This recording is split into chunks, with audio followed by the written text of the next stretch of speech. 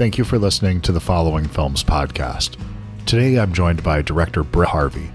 Brett is a Canadian documentarian best known for Inmate #1, The Rise of Danny Trejo, which holds a coveted 100% fresh score on Rotten Tomatoes. I had Brett on the show to discuss his latest film, Breaking Olympia.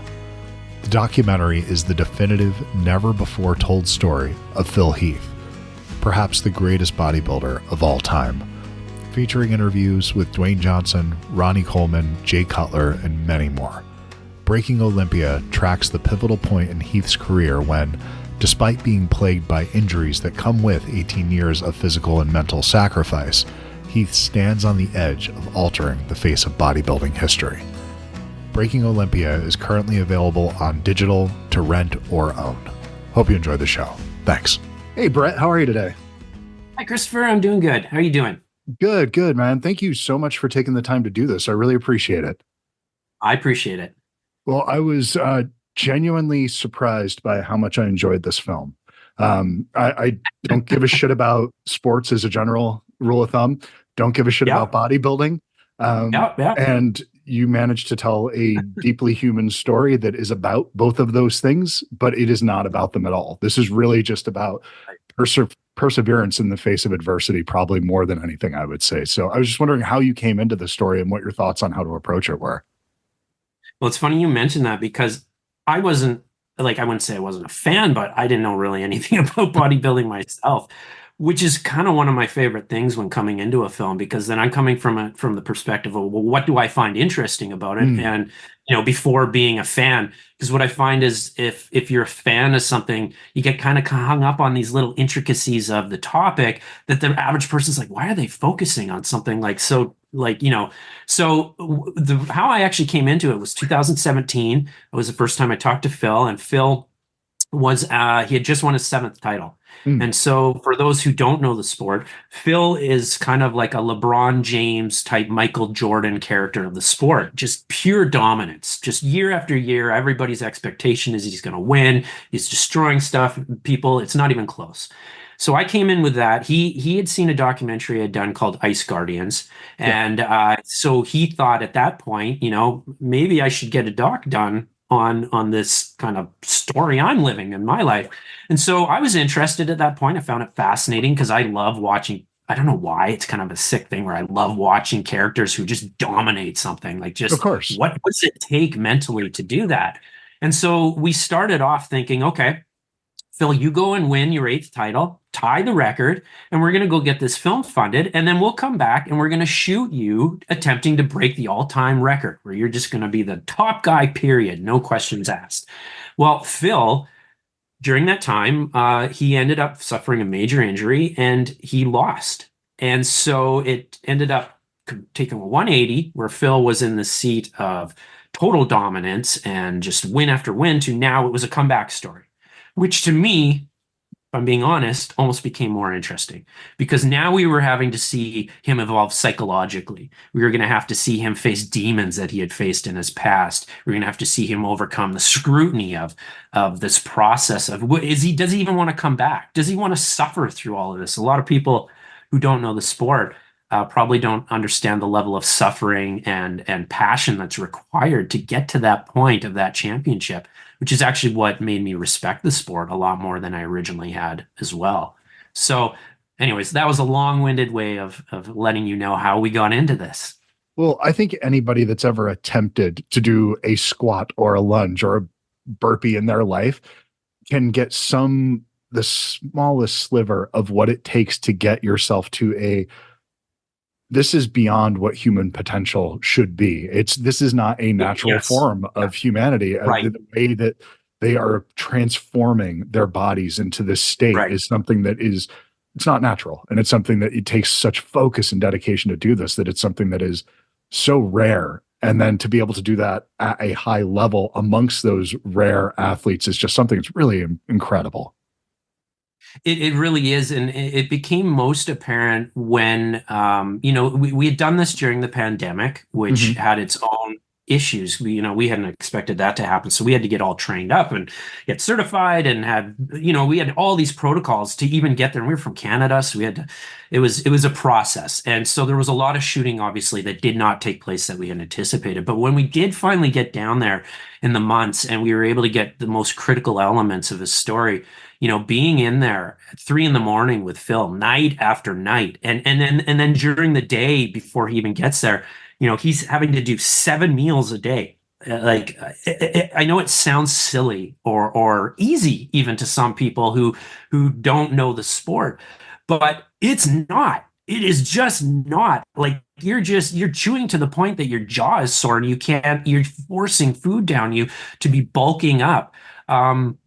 And then, you get to the process towards the end where it actually becomes quite dangerous, in peak week, where you have to have people that really know what they're doing when you start, having to get rid of water in your body and you're manipulating the carbs you're taking and all the elements that come with getting somebody to the stage that they are with that body. It is a grueling process, and one that I came to further appreciate in a great capacity by being able to be there to experience it.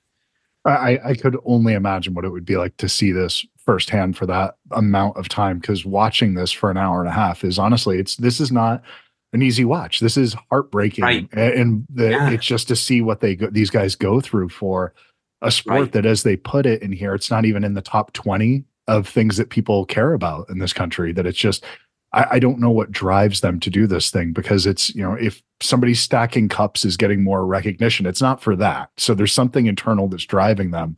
That's something that's totally different. It really is. And it's interesting because the more that I was involved in the sport, well, not involved, but the more I was understanding the sport, the more I was seeing the characters that lived within the sport and understanding the intricacies of what they were looking for. Like before, when I started, looking at the competitions, I had no idea why they would choose somebody over another. I'm like, Yeah, those muscles look big too. But as you go, you really start understanding, well, what are they looking for? Yeah, you mentioned that it's not the most popular sport in the States, and I understand that, and it is. I don't know if it's a cultural thing, like, because if you go to India, that's a different right. story. It's massive in India, so I think one of the elements that the sport is still having to overcome within the United States is its subjective nature. It's Sure. the idea that you can't just look at it and go, well, this team scored this many points and this team scored this many points, so I know this team is better. When you watch those competitions, you might be disappointed quite often because the person that you think should win doesn't win. And then when they come out with the scores, they show some numbers and they go, well, oh, okay, he got less points or he got more points. I understand that, but they don't say why. They don't go how they got, well, why did that person get less points? Why did that person get more points? So I think bringing more understanding to the sport might help it within the Sure. States, but also people just understanding the passion and the characters that live within the sports would greatly help the sport. Well, it's more like an art in a lot of ways than it is a sport, in that there Right. is self-expression through that. And it's you kind of think about when you have competitions in skateboarding, or you have competitions in film, or competitions in music. They don't really That's make right. sense because so much of it is subjective, and it's hard to get your head around that. Phil actually used that term at certain points. I don't know that made it into the He film. did refer to it as art, and that really clicked with me. Yeah, and it is, and it's interesting because you'll hear a lot of these guys when they talk about, well, what are they bringing to the competition this year? You hear the term, well, this is the package that I'm bringing. And when I first heard it, I had to kind of separate my mind. What do you mean your package? This was an odd term to use.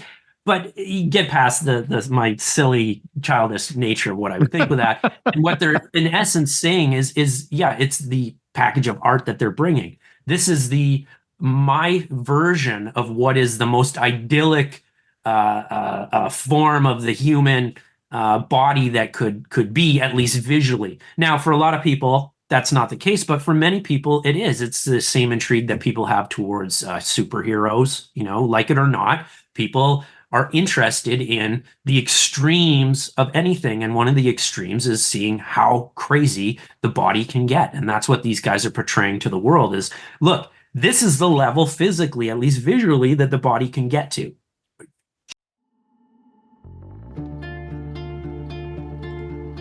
This episode of the Following Films podcast is brought to you by Bookman's. So today, I went into Bookman's and decided to try to find a film by Michael Mann. I went over to the Blu-ray section and saw copies of several films I already own, and then I found it, Black Hat. This is one I haven't seen in quite a while since it came out, and I figured maybe it was time for a reassessment of this much maligned film. So Black Hat is a cybercrime thriller directed by Michael Mann that delves into the world of cybercrime, hacking, and international intrigue. While it promises to be a gripping exploration of the dangers lurking in the digital age, the execution falls short of expectations.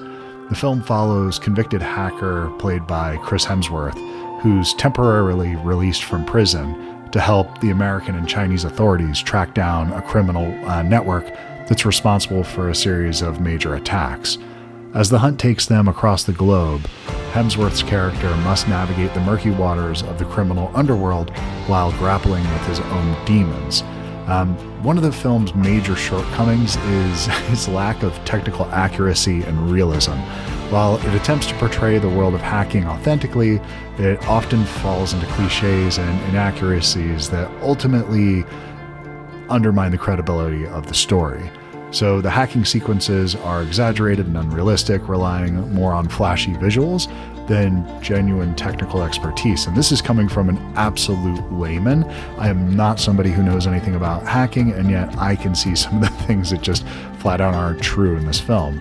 And that particular disconnect may disappoint viewers familiar with the subject matter or looking for a more grounded portrayal of cybercrime. So despite these flaws, though, Black Hat does have its moments. Michael Mann's signature style is evident in the film's beautiful, sleek cinematography and the signature action sequences, and the international setting adds depth to the narrative. It highlights the global nature of cyber threats and the challenges of international cooperation. Chris Hemsworth delivers a solid performance as Hathaway, bringing the character a sense of depth who's grappling for redemption. And the supporting cast includes, I had no idea, I'd completely forgotten this, but Viola Davis, who's really great in the film and adds a lot to the film. But ultimately, Black Hat falls short of its potential.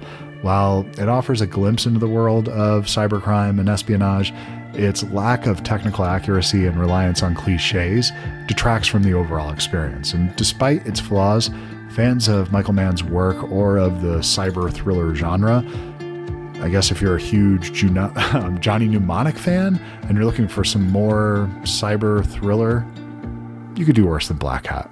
However, for those seeking a more realistic, nuanced exploration of hacking and cybersecurity, this might leave you wanting more, and I'm not sure I can recommend this one. But despite that, this gave me the chance to check out a film that I've been meaning to reevaluate, because I keep hearing that Black Hat is an underrated film, and maybe I'll give it another 10 years, follow back up with this one, and see if it does end up coming around for me. But remember, Bookman's, they have your cool covered. Hope you enjoy the rest of the show.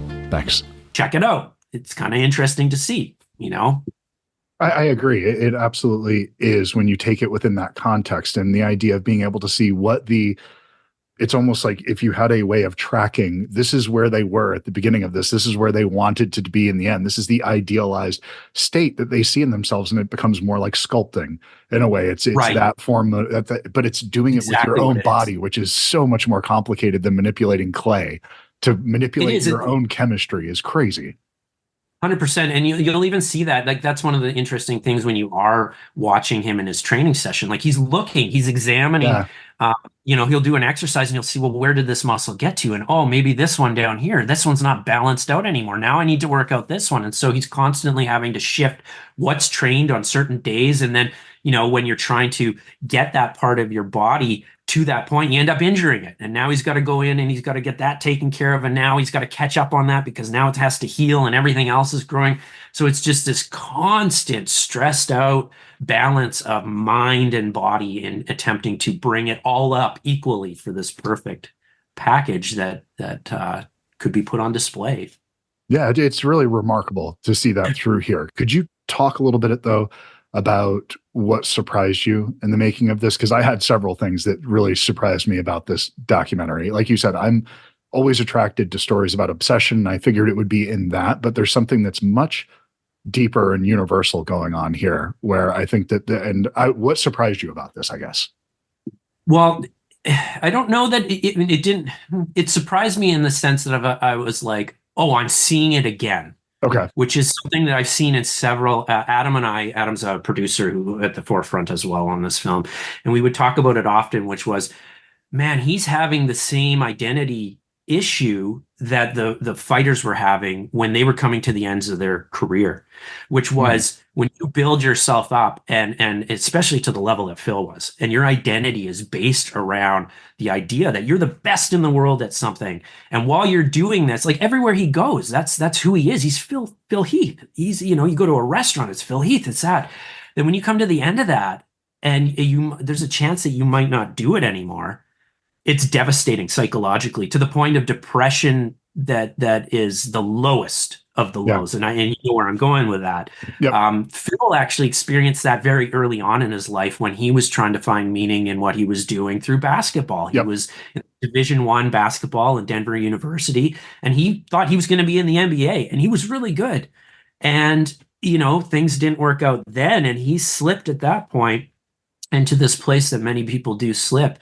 So for me, seeing him have to work by that again later in life, but in this different position where he had reached the peak, he had already been there, but he was still having to face this, and he was trying to have, he had to find his self-worth beyond the sport. He had to find out, who is he beyond this bigger than life entity, which, he was going to have to kind of at some point abandon, because it just is not, you can't live that way forever. Now, I don't want to ruin the end of the film, but, at some point he may have to leave that. And he was having to deal with that.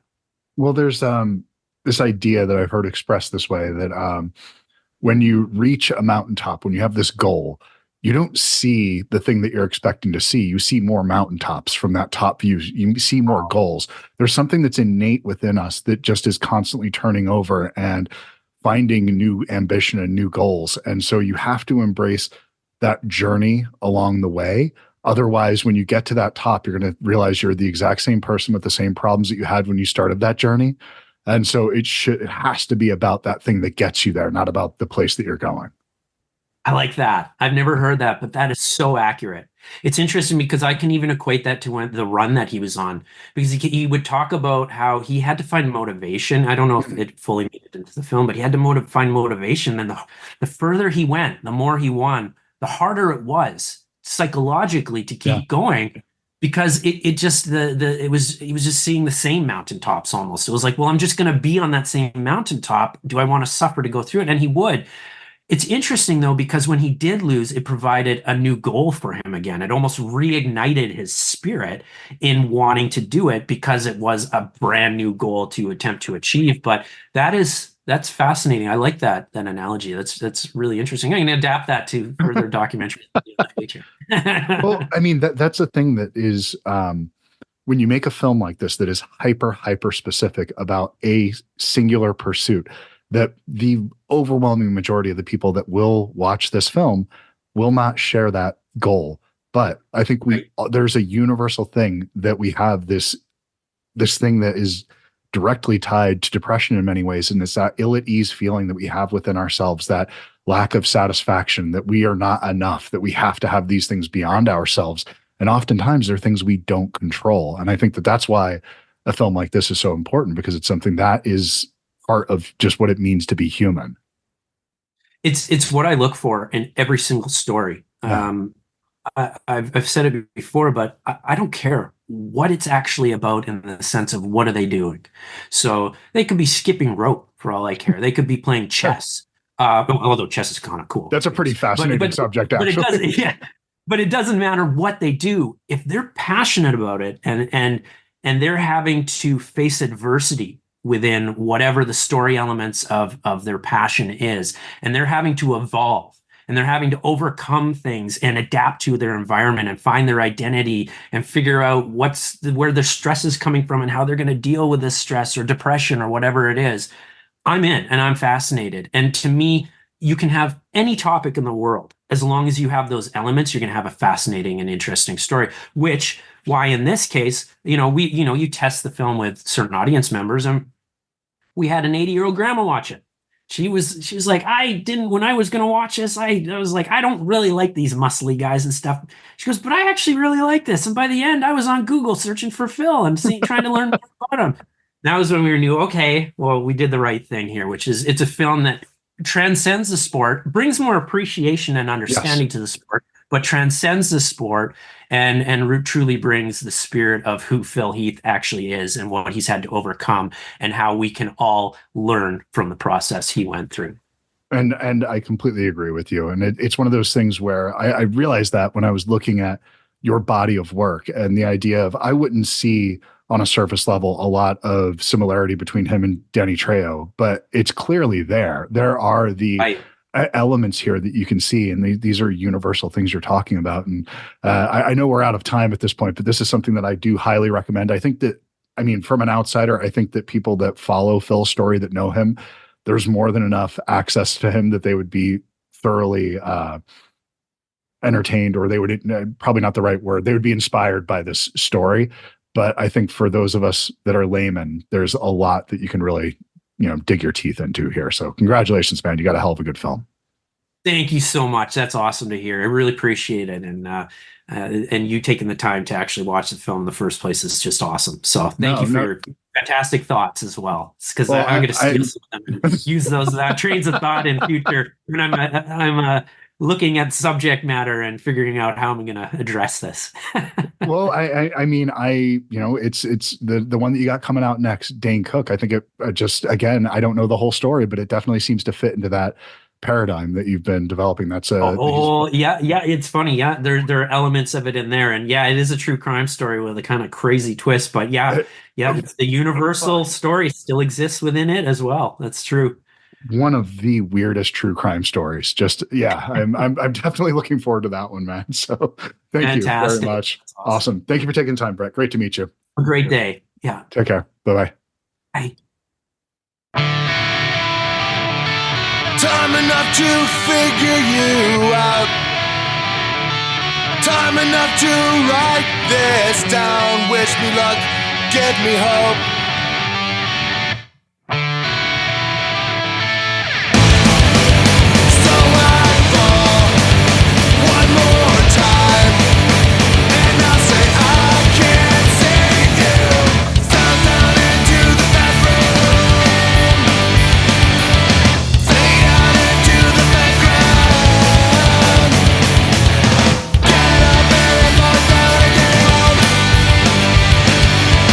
So I